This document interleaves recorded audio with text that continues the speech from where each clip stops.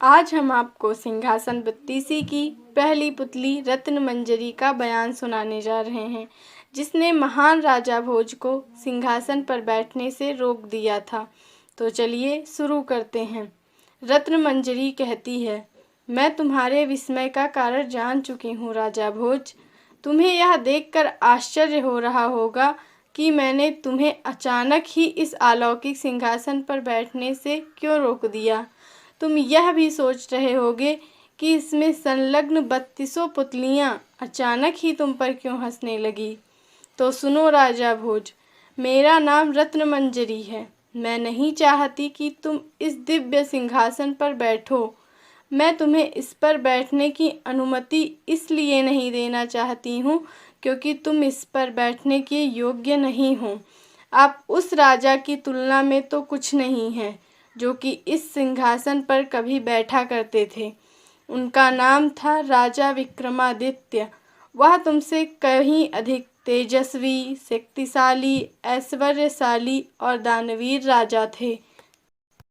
अब तुम्हारे मन में यह कौतूहल जाग उठा होगा कि वह राजा कैसा था और उसमें ऐसे कौन कौन से गुण थे जो वह इस दिव्य सिंहासन पर बैठने का एकमात्र अधिकारी था। पहले मुझसे यह कथा सुनो, फिर उसके बारे में तुम खुद निर्णय करना कि वास्तव में इस सिंहासन पर बैठने का अधिकार रखते हो अथवा नहीं। राजा भोज कहते हैं, तो सुनाओ रत्नमंजरी, मैं उस कथा को सुनने की इच्छा रखता हूँ।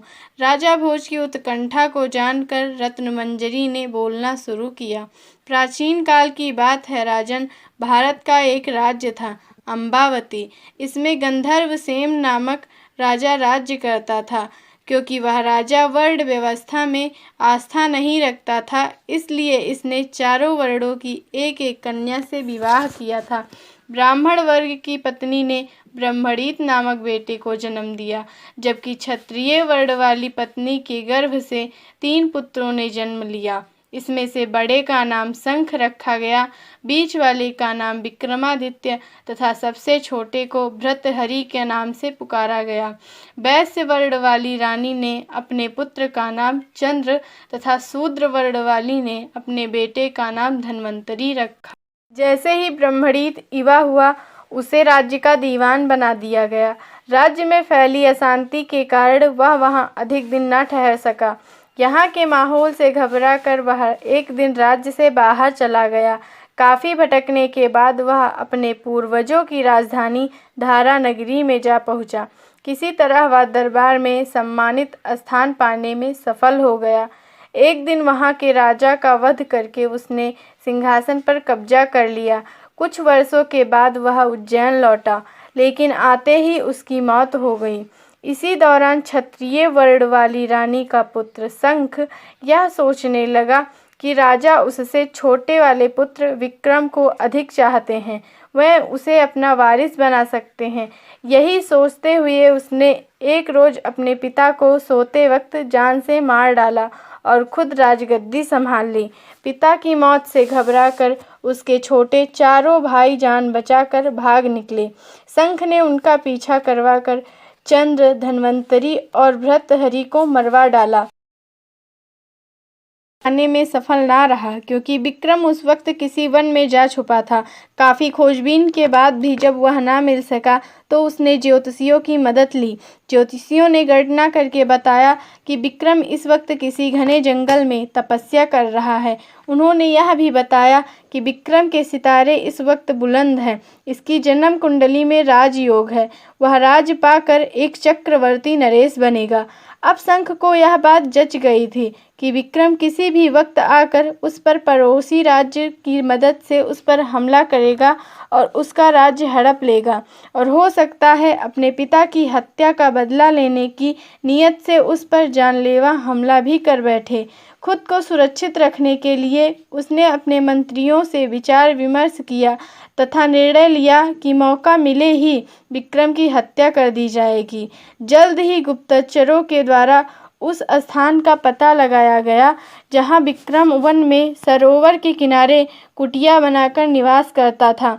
कठोर तपस्या करते हुए उसे कंदमूल आदि पर निर्भर रहना पड़ता था।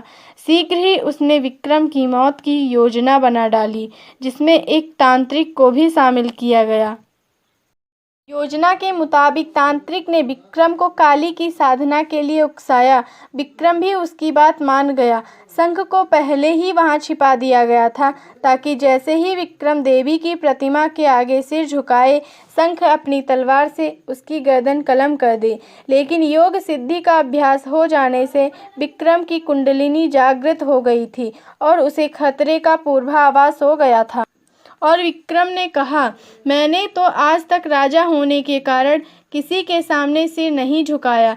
पहले मुझे आप ऐसा करके दिखाएं, बाद में मैं तुम्हारा अनुसरण करूंगा। तांत्रिक ने फौरन विक्रम की बात मान ली। जैसे ही तांत्रिक ने देवी की प्रतिमा के आगे सिर झुकाया, विक्रम चालाकी से एक ओर खिसक गया। तभी शंख ने सामने आकर झुकी गर्दन पर तलवार से वार कर दिया। लेकिन गलती का एहसास होने पर शंख को पछतावा हुआ। तभी ठीक विक्रम ने उस पर छलांग लगाकर तलवार छीन ली और उसकी हत्या कर डाली। विक्रम शंख का कटा सिर लेकर राजमहल में पहुंचा तो शंख के समर्थक घबराकर भाग निकले, लेकिन शेष प्रजा विक्रम की जय जयकार करने लगी। विक्रम ने राजगद्दी संभाल ली। वह पूरे मनोयोग से प्रजा पालन में जुट गया। प्रजा को उससे कोई शिकायत ना रही। कुछ पल रुकने के बाद रत्नमंजरी बोली, सुनिए राजन, अब मैं तुम्हें यह बताना चाहती हूँ कि विक्रमादित्य ने यह सिंहासन जिस पर कि तुम बैठने को उत्सुक हो, कैसे हासिल किया। जाना की तरह एक दिन महाराज विक्रमादित्य शिकार के लिए जंगल की ओर गए।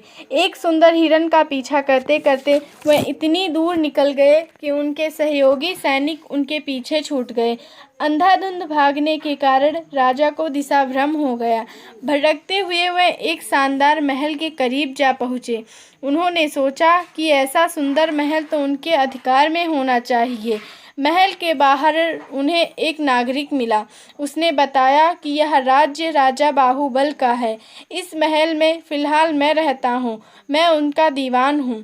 दीवान ने अपने राजा की प्रशंसा करते हुए कहा कि राजा बाहुबल न सिर्फ पराक्रमी एवं ऐश्वर्यशाली हैं, बल्कि महादानी भी हैं।